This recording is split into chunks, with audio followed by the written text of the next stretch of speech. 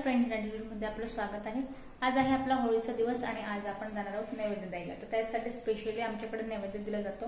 तर इथे बघा आपण चणा डाळ आणि हरभऱ्याची डाळ या पद्धतीने आपण इथे वाटण तयार करून घेतले।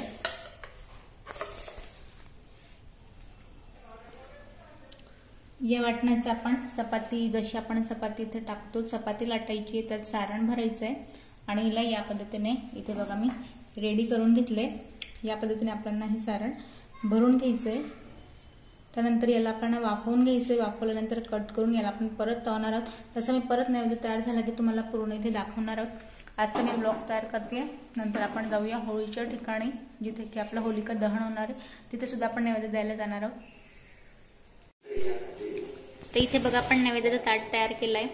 इथे मी पुरणपोळी केली आहे, खीर, आमटी, कुरडाई, भजी। त्यानंतर बघा आता हा जो आपण मी तुम्हाला दाखवलं होतं त्यात आपण या पद्धतीने शिजवून याला कट करून तळून घेतलंय। त्यानंतर हे आपलं गुळ चिंचेचं पाणी आहे, हे सुद्धा आपण नैवेद्याला देणार आहोत। नैवेद्याचं ताट मी इथे तयार करून घेतलंय। पाणी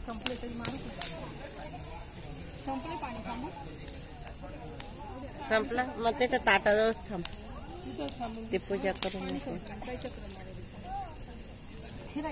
मग 5 चक्कर मारून घ्यायचे ना। मग